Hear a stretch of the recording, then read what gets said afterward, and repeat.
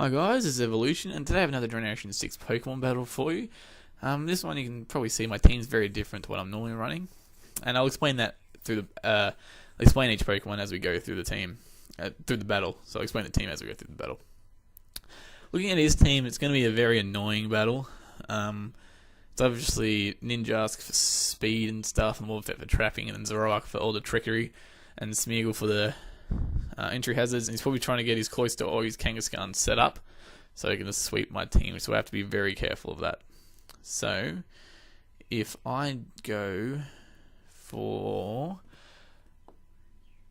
my Nidoking lead, because I think the Aegislash, not Aegislash, Ninjask, that wasn't even close. I need my Nidoking awake, but what I can do is just go for the Flamethrower, and then switch out to, when I need Nidoking again, I'm gonna have to switch out to Forretress, and go for the I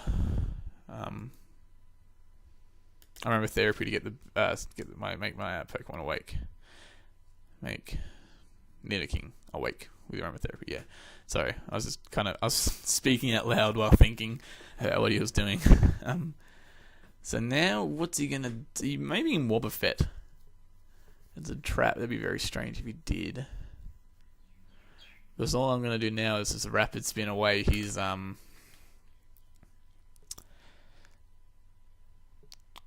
Stealth Rocks, because I don't want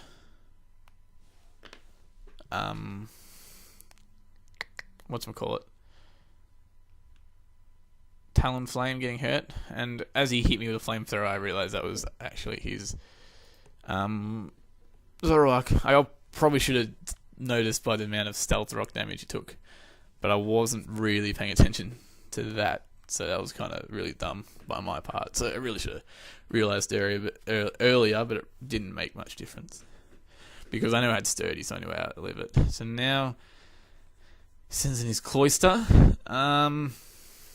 I think an Energy Ball might be able to take it out, because this is especially attacking Forretress, and with the special defense drop, definitely be able to take it out. So yeah, that's good. What I've decided to do with my defensive Pokemon, I've decided to run more of a I guess attacking defensive Pokemon. Forretress is definitely not included in that because he doesn't do anything about set. It's just rocks and stuff. But I wanted the Rapid Spinner, and they got both in one Pokemon, which was good. But Forretress, Forretress, I specifically used for the fact that it has a pretty good special attack, and I thought if I can use that to my advantage, it'd be more beneficial to the rest of the team instead of having something defensive. So now that's good. I've pretty much taken out his Kangaskhan. Now looking at the rest of his team, Aegislash is not really needed, because it gets kind of. It probably would have been very helpful for Wobbuffet, to be honest, but I didn't want to lose anything else just yet. So, I might just go for the Outrage, because it does a lot of damage to anything. And in case he switch, and then probably bring in Wobbuffet, now, so I can't switch out. So I've kind of saw that coming, Outrage would have done the most. So he's going to counter. I'm okay with that. Now what he's probably going to do, I'm going to send him Forretress. He's going to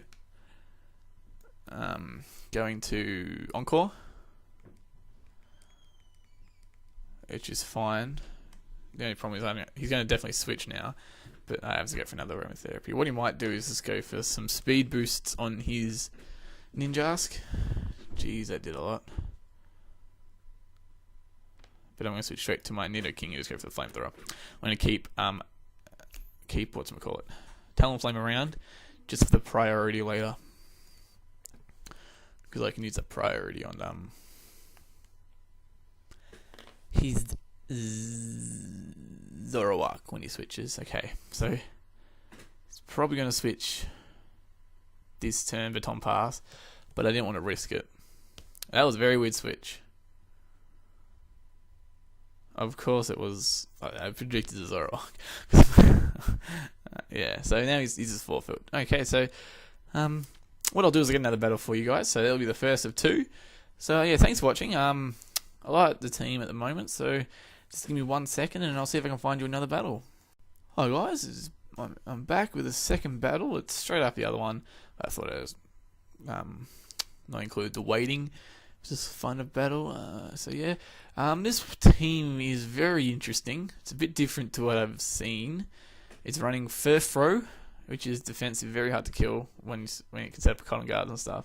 Steelix and Auroros, and I'm gonna need my Nidoking for this one, I think. I'm gonna leave a Nidoking, predicting the lead Steelix. So this one might be a little bit laggy, which I'm sorry about because yeah. So it was either that or that. Now I don't know what this Furfro can do. I know it has Cotton Guard and return. Cotton Guard? Yeah, Cotton Guard, Fur Coat, and return. So it can be annoying to kill. But what I don't want to lose my Nidoking just yet, because Nidoking can help deal with Steelix, Auroros, Gorgus, the pumpkin one. And yeah, so I need my Nidoking around for later. So yeah, I think this is a little bit laggier than the other one, but the other one was a quick one, so I think this should be okay. Hope you're doing it. Hope it's not too bad.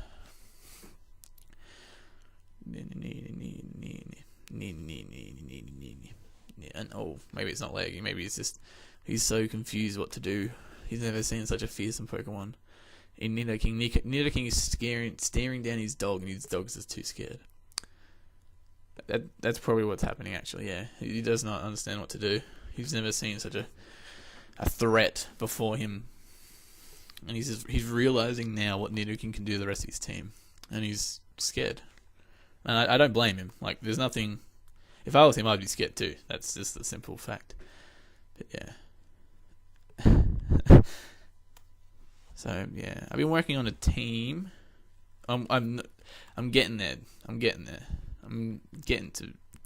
I want to be able to work on a team soon.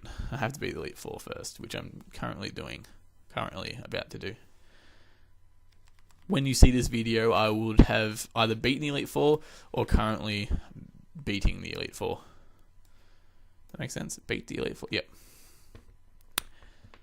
Not too worried about Forretress. I don't really care. To be honest, I was actually predicting the Will-O-Wisp, but I'm not fussed either way. So now he sends out is this.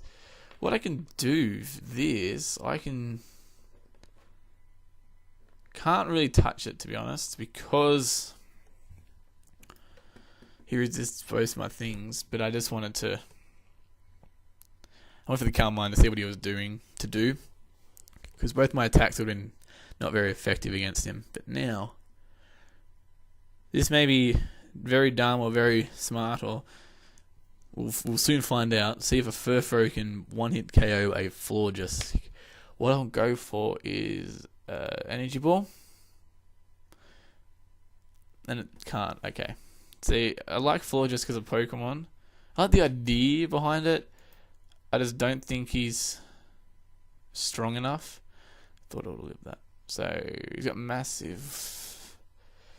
What's the best idea for this? So what Furfro has, correct me if I'm wrong in the comments, I think it has really high special defense, or higher than average special defense, and then the ability. What was its ability? I just saw its ability. I said it out loud. Whatever its ability is called. Fur Coat? Yeah, Fur Coat. Fur Coat. That ability, when it gets hit by a move that is physical and contact, so contact, power's halved. So it's pretty much defense is doubled on its physical moves that hit it. So with that combination, it can actually be really hard to take out. So that's why I went for the Earthquake instead of like the Outrage or something. So now he brings in his Kingdra. I don't want to go for the Outrage in my Garchomp just yet, because he still has the Fairy Gardevoir. So what I'll do is I'll go into my Aegislash, and hopefully he switches into Gorgeist, predicting the what's I'm gonna call it? Sword attack. Sacred Sword. But he doesn't. So I'm liking this Aegislash set because it mixes it up. It's like a bit different. Okay. Okay.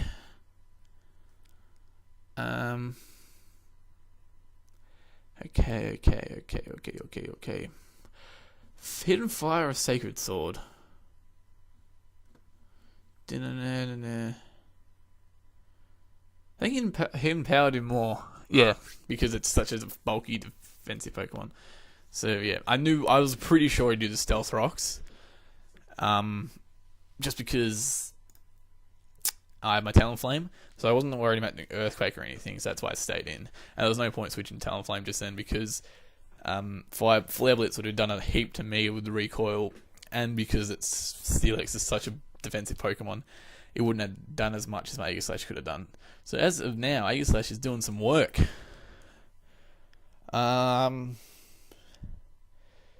So I think I really don't know if I outspeed this thing. Let's find out together as a team. I do not well, we won't be able to find out because you Shadow Stick. Have a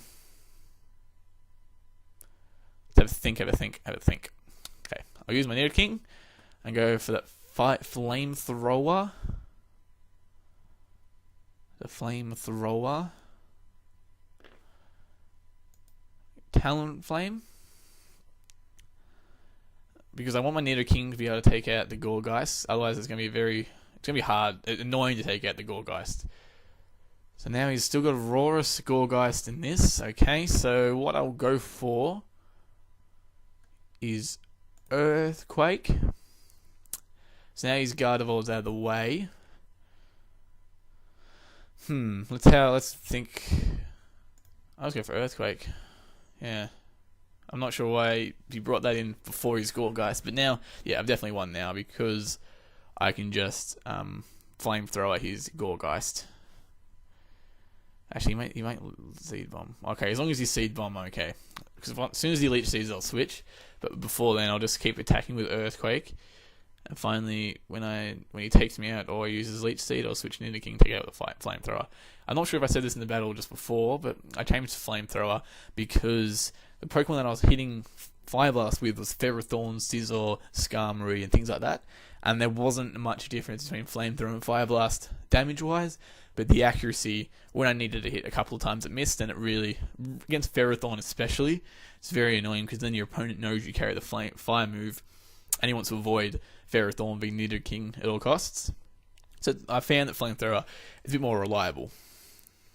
So yeah, that's another battle for you guys. I'll put those two battles together, as you'll be able to tell because you watched the first one if you are watching this one. Yeah, but I'm liking this team. The hero of the team at the moment is definitely the surprise Aegislash, but then Nidoking and the Scarf of Garchomp are doing very well as well. The weak link of the team so far that I've found is probably Talonflame. In my head, when I see Talonflame on the opponent's team, I'm like, oh god, it's Talonflame. But when I play it, I'm thinking that it's such a fragile Pokemon because of its typing. So I kind of use it very reluctantly. So I have to keep playing around with this team, see how I go. But other than that, any comments, any questions, anything you want to see, just chuck them down below and I'll definitely get back to you. If you like the battle, leave a like. It really helps me out. I have other stuff. You check that out if you want to. And if you like that too, feel free to subscribe. It really helps me out and I really appreciate it. But other than that, not much else to report. Still working on a schedule. Once I get up and rolling with the Wi-Fi team, I'll get that out for you.